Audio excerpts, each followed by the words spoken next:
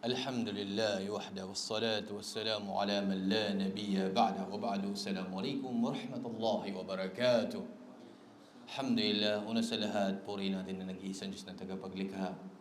Nawa ang pagbati ng kapayapaan ay mapasamahal na Propeta Muhammad sallallahu alaihi wasallam. Mga minamahal kong magulang, kapatid sa pananampalatayang Islam, alhamdulillah, papuri mula kay Allah, o purihin natin ang dakilang tagapaglikha sapagkat binigyan tayo muli ng pagkakataon na magkasama-sama at may sagawa natin ating mga obligasyon bilang mga Muslim, walang iba kundi ang pagsasala. Mga kapatid, magulang sa pananampalatayang Islam, ang pagkakaroon ng kaibigan ay isang napakagandang gawain, no? Alhamdulillah, especially kung ikaw may kaibigan na kung saan ay may takot kay Allah subhanahu wa ta'ala. Ang pagkakaroon ng kaibigan, isa ito sa biyaya mula kay Allah. Lalo pat pag ang kaibigan mo ay ika ngay may takot kay Allah subhanahu wa ta'ala. Now, may tatlong ika nga dito natin makikita ang tunay na kaibigan. Sa tatlong bagay na ito, malalaman natin ang tunay na kaibigan. Na sinabi ni Ali bin Abi Talib radiyallahu ta'ala an, لا يكون الصديق صديقا حتى يحفظ أخاه في ثلاث. Hindi magiging totoong kaibigan, sabi niya. Okay? Walang kaibigan, hindi magiging totoong kaibigan ang tao na yan kung hindi niya papangalagaan, okay, ang kanyang kapatid sa tatlong bagay. Hindi magiging tapat or nagiging real, no? Real yung kumbaga, yung totoo ang pagkakaibigan nyo kung hindi mo pangangalagaan ang iyong kapatid sa tatlong bagay. Una, nakbatihi, wa ghaibatihi, wa wafatih. Tatlong bagay na ito, ha. Una, sabi niya, sa kung saan, sa kanyang ikangay pagiging malungkot, pagiging ikangay kawalan, sa kanyang kalamidad, halimbawa, problematic, no?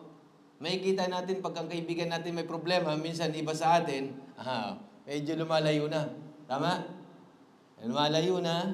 Pero ang totoong kaibigan, na kung saan, sa kabila ng kagipitan mo, andun pa rin siya. Umaalalay sa'yo, tumutulong sa'yo. Allahu Akbar. Ito isa sa mga tunay na kaibigan. No? Sa kabila ng kahirapan mo, walang-wala ka na, andun siya, nakasupport para sa'yo. Allahu Akbar. Okay? Nakasupport, nakasandal siya para sa'yo. O, kumbaga, tinutulungan ka niya. Pangalawa, sa absence mo. Kumbaga, wala ka, no? Pinapangalagaan ka niya. Kahit wala ka sa pag-uusap o wala ka kasama ng mga kaibigan, wala ka, pinapangalagaan niyang honor mo, ang dangal mo. Allahu Akbar. Hindi ka na chinichismis, yung kasama ko sabi ganito. Hindi. Allahu Akbar. Hindi kanya sinasabihan hindi maganda, bagkus dinidepensahan ka pa niya sa mga kasama mo. Allahu Akbar. No? Kasi pag may mga kaibigan na pag wala na, hindi mo na kasama, doon na, i-chis mo sa yung kaibigan, ganun. Subhanallah, di ba? Ito isa sa hindi natin pangalawa, katangian ng totoong kaibigan na pangangalagaan ka niya sa ikaw ay absent ka, wala ka. Pangatlo, sa iyong kamatayan. Salam. Sa iyong kamatayan, na kung saan ay andun pa siya para sa iyo, nagdudua, nananalangin sa iyo. Allahu Akbar. Kahit wala ka na, patay ka na, nagdudua pa rin siya, nananalangin siya para sa iyo. Nagiging maganda pa rin, yung kaibigan ko na namatay, napakabuting tao nun, subhanallah. Tingnan mo, halimbawa kaibigan ko si Ibrahim na yun, nag-aadan lagi sa masjid, napakabuti, lagi nagumagawa ng kabutihan. Mabuting tao, ganun, subhanallah. Tingnan nyo, kahit na namatay na siya, nauna na siya, binabanggit mo pa rin yung mga kabutihan niya. At ito isa sa napakagandang katangian ng tunay na kaibigan. Allahu Akbar. Tatlong bagay na yan. Sa kanyang merong kalamidad dumapo sa kanya, problema, andun nakasandal ka para sa kanya. Kahit na absent siya, pinapangalagaan mo siya. Kahit na namatay siya, andun pa rin pinapanalangin mo siya. Subhanallah. And that's why, napakagandang aya mula sa Banal na Quran. Sinabi ni Allah, in the day of judgment. Al-akhillau yawma idhin ba'duhum li ba'din adu illa al-muttaqin. Ang magkakaibigan sa araw na yan ay mag-aaway-away. Maliban na lamang sa mga taong mananampalataya. May takot kay Allah subhanahu wa ta'ala. At pagsisisihan mo, pag ang kaibigan mo ay walang pananampalataya.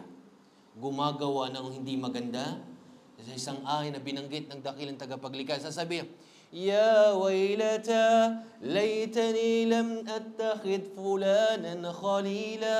Allah Akbar. Na kung saan kasawian sa akin, sabi niya, sana hindi ko na ginawang kaibigan yung tao na yan. Allah Akbar. Siya'y naging dahilan bakit? Napalayaw ko kay Allah. Siya'y naging dahilan, hindi na ako nakapagsasala. Siya'y naging dahilan, hindi na ako nakapagbasa ng Quran. Siya'y naging dahilan, masama ako sa aking mga parents, magulang ko. Siya'y naging dahilan, nakagawa ko ng hindi maganda. Siya'y naging dahilan, nasa jail ako ngayon. A'udhu billah. Tingnan mo. Alhamdulillah, dito pwede pa eh. Pero in the day of judgment, wala nang balikan. Allah Akbar. Wala nang balikan. At bilang panghuli na sinabi ng mahal na propeta, Al-mar'u ala dini khalilih. Falyandur ahadukum man yukhalil. Ang tao na kung saan ay sumusunod siya reliyon ng kanyang kaibigan, kapatid, kaibigan yan, kasama mo. Subhanallah. Kaya sabi ng mahal na propeta, tignan ninyo, kilatisin ninyo kung sino ang inyong kakaibiganin. Allah.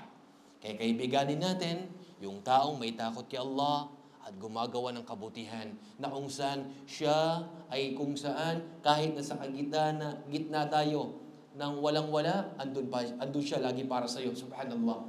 Andun siya kahit wala ka, andun siya para sa iyo. Kahit namatay ka na, ipinapanalangin ka pa rin niya kay Allah. Kaya naway pagkalubhan tayo ni Allah ng mabuting kaibigan. Maraming salamat hanggang dito na lamang. Wa akhir da'wana alhamdulillah rabbil alamin. Assalamualaikum warahmatullahi wabarakatuh.